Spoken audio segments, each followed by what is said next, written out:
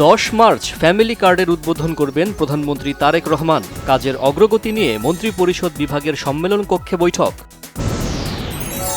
ধাপে ধাপে হবে স্থানীয় সরকার নির্বাচন, দলীয় প্রতীকে হবে কিনা সিদ্ধান্ত হবে সংসদে, বলেছেন স্থানীয় সরকার মন্ত্রী মির্জা ফখরুল ইসলাম আলমগীর। নবনিযুক্ত 6 সিটির প্রশাসকরা বলেছেন, মশা নিয়ন্ত্রণ ও যানজট নিরসন, রাস্তাঘাট মেরামত সহ দুর্নীতি রোধে কাজ করবেন তারা। ফ্যাসিস্ট আমলে বিরোধী দলের নেতাকর্মীদের বিরুদ্ধে রাজনৈতিক হয়রানিমূলক আরও 1202টি মামলা প্রত্যাহারের অনুমোদন দেওয়া হয়েছে, জানিয়েছেন স্বরাষ্ট্রমন্ত্রী। পুলিশের নতুন মহাপরিদর্শক হিসেবে মোহাম্মদ আলী হোসেন ফকিরকে নিয়োগ দিয়েছে সরকার। বিএনপি কাজ করছে স্বাধীনতার পক্ষে, বিশ্বাস করে বহুদলীয় ও সংসদীয় গণতন্ত্রে, বলেছেন দলের স্থায়ী কমিটির সদস্য ড. আব্দুল মঈন খান। রাজনৈতিক দূরদর্শিতাই তারেক রহমানকে আগামীর কঠিন পথ পাড়ি দিতে সহায়তা করবে বলে মন্তব্য করেছেন তথ্য ও সম্প্রচার মন্ত্রী জহিরুদ্দিন স্বপন। চট্টগ্রামের হালি শহরে গ্যাস বিস্ফোরণে দগ্ধ আরেকজনের মৃত্যু, চিকিৎসাধীন 7 জনের অবস্থাও শোচনীয়। স্বাস্থ্যমন্ত্রী সরদার সাখাওয়াত হোসেন বকুল বলেছেন, গ্যাস সিলিন্ডার বিস্ফোরণে আহতদের চিকিৎসায় সরকার প্রয়োজনীয় সব সহায়তা দেবে।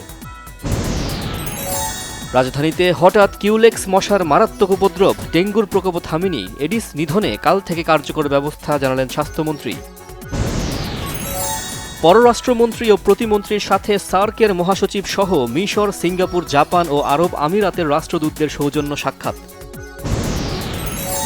অন্তর্বর্তী সরকারের সময় হওয়া প্রতিরক্ষা চুক্তির দ্রুত বাস্তবায়ন চায় জাপান, বলেছেন দেশটির রাষ্ট্রদূত। খতিয়ে দেখে সিদ্ধান্ত নেবে নতুন সরকার, বললেন প্রধানমন্ত্রীর পররাষ্ট্র উপদেষ্টা।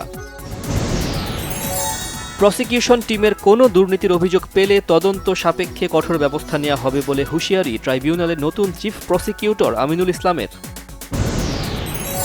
পিলখানা হত্যাকাণ্ডে বিস্ফোরক মামলায় আসামি করা হচ্ছে শেখ হাসিনা ও তার প্রভাবশালী মন্ত্রী এমপিদের, জানিয়েছেন স্পেশাল পিপি বোরহানুদ্দিন।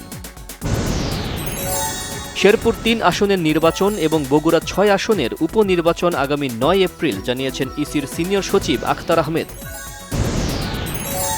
সেনা অভিযানে মোস্ট ওয়ান্টেড মাদক কারবারি মেনচো হত্যার জেরে উত্তপ্ত মেক্সিকো, সহিংসতায় মৃত্যু দাঁড়িয়েছে 73 জনে। ইরানের ইসফাহান প্রদেশে একটি সামরিক বিমান বিধ্বস্ত হয়ে অন্তত 4 জন নিহত। টি-20 বিশ্বকাপে সুপার 8-এর ম্যাচে টিকে থাকার লড়াইয়ে ইংল্যান্ডের মুখোমুখি পাকিস্তান। আগামী 9 মার্চ মোহামেডান স্পোর্টিং ক্লাবের নির্বাচন ও বার্ষিক সাধারণ সভা। বিয়ের প্রলোভন দেখিয়ে তরুণীকে আটকে রাখা, আপত্তিকর ছবি ও ভিডিও ধারণের চেষ্টার অভিযোগে গ্রেফতারের একদিনের পরেই জামিনে ছাড়া পেলেন সঙ্গীতশিল্পী নোবেল।